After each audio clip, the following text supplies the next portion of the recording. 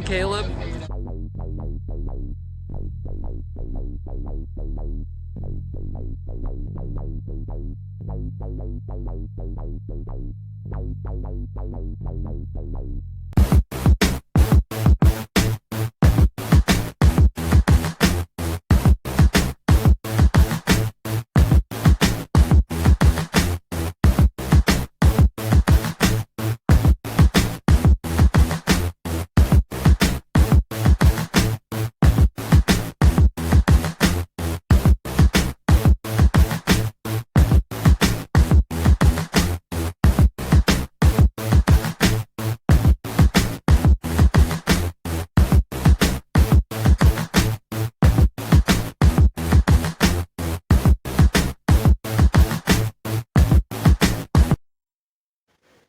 Hello, A Day with Caleb here, and today, if you couldn't tell already, we are going to be doing celebrities that I have met. I should put an asterisk by that, met or seen. So then we went to the taping of Deal or No Deal. So there's multiple sets, and then they kind of walked us past what we later found out was the set of Rush Hour 3. They walk us past there, and we're waiting kind of in between that set and the Deal or No Deal set, kind of just waiting there in limbo before they were ready for us.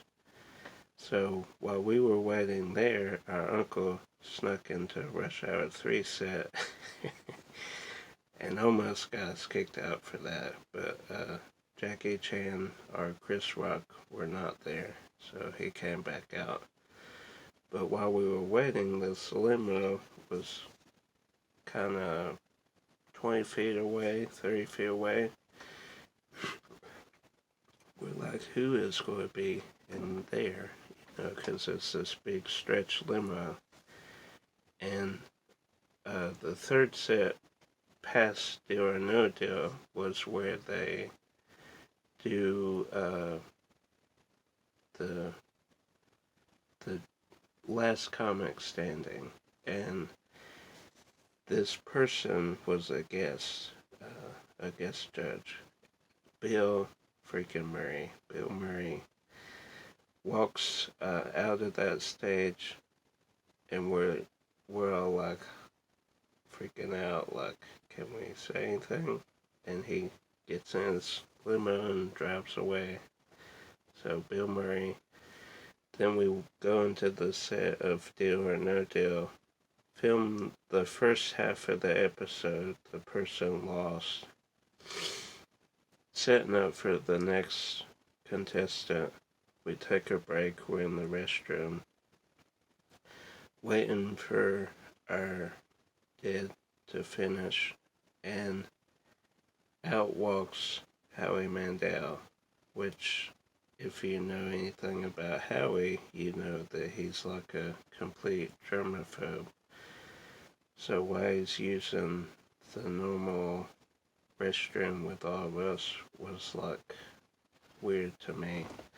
But we're like against the wall, and he kind of just walks past us back to the set. So Howie Mandel and Bill Murray on the same day. The next one, by my shirt, you can tell, and behind me, of course, is Stan Lee. So this one was just spur of the moment, like a whirlwind. So the week before, this is May 2015, and we were having a birthday Denny's breakfast because it was free, and I'd been wanting to meet Stan Lee for a while because he was like my inspiration, my role model growing up with the animated series, with the kind of news things he did at the front, and then the numerous television spots he did. It just in the video games and on and on and on. But so I think I typed in Stanley appearances or conventions or can you ever meet Stanley, and the first thing that popped up was Wizard World, the company. If you're familiar with Wizard World, they get celebrities, and this was their first year coming to Atlanta in 2015, and Stanley was one of the guests. I lost it. Like, instantly dropped what I was doing, ran home. I said, tickets are probably sold out because it was like 9 days from this point. So I look up and the VIP packages are still available. I'm like, we have to do this. So we get tickets. Sorry guys, a little itch there. We get VIP tickets, go to Atlanta 9 days later. It was in Atlanta. That was our first convention also. So freaking out, don't know what to do, don't know what to say to the legend. So Sunday morning we have a Q&A panel. So I wait, I'm probably like 15th in line. I ask him about why he keeps making stuff, shows, cameos. And he, of course, said, you know, I keep making it because I want more money, essentially is what he said. Then he said, you know, he did it for the fans and he really enjoyed doing it, and he, you know, why stop when you can keep working and have the opportunity to work. And then somewhere in the question, I think I said my birthday was made because he was in Atlanta and I could meet him. So he said, happy birthday, and I was done. I was done. That was all I needed. So that was a special moment in my life. And then after I went to get my autograph with him and picture, and I had made films with my friends. After college, we made these movies, and one of the first ones I directed and wrote was Heroes versus Villains, and kind of backing up before that, we made a comic book with our friend Crystal. Shout out if you're watching. She's probably not, but we made a comic book with all these superheroes because I was really inspired by superheroes and the lore of good versus evil. So bring it back to that movie, we burned on the DVD, stuck that comic book that I created, both of those, because Stanley was a huge inspiration for both of those projects. So put both of those in there. He signed this picture here, and then I handed him that, and the security guard was going to take it and put it in the back room, I guess, so it would be out of the way so he could sign. And Stanley grabbed it. He said, no, this this guy here gave this to me, and I want to keep it here to remember him. So Stanley always made you feel like you were the only person in the room. Very special. Very cool. So Stanley, then at that same Wizard World, Teabag was there from Prison Break. I don't know his real name. Teabag. He's been a couple other things, but that's what I'm most known for. Then Kevin Sorbo, Hercules, from the TV show Hercules, of course. And he's been in a lot of stuff, spoof stuff, religious stuff. He was there, he did a Q&A panel, and then Big Show, from, of course, wrestling. If you're a big wrestling fan, you know the Big Show, of course. He came out, and they have these seats up on the podium there, and he was too big for the normal chair, so they had to bring in this big couch just so he could sit down. And then afterwards, we're getting in the elevator to go down to see who else is there, and he gets on the same elevator. So that was cool. So we did Wizard World, and then we get to Walking Dead, which is a big show. Read the graphic novel, heard about this show, started watching it like crazy. Season 3 rolls around, and they're filming in Grantville, Georgia. And we were doing work near Atlanta, painting motels.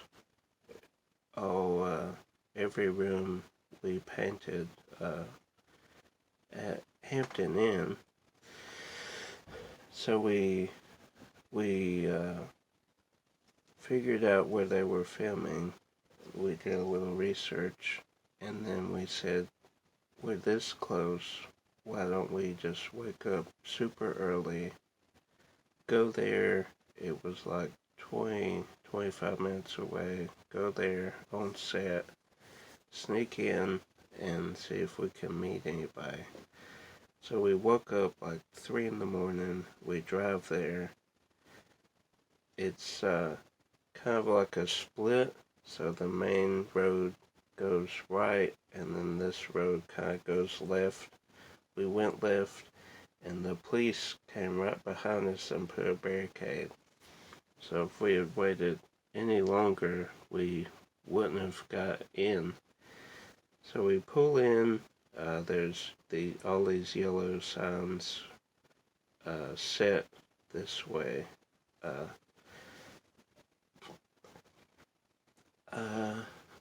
What did they call it? I think it was TWD, The Walking Dead, set this way. So we park. It's still dark out, being this early, like 4 in the morning. So we're just kind of hanging around, kind of scoping out. In the distance, we see this huge trailer, massive trailer. And we see there's like this glass section. We look in. I recognize instantly Greg Nicotero, the special effects makeup guy. And then there were writers, I guess, and producers.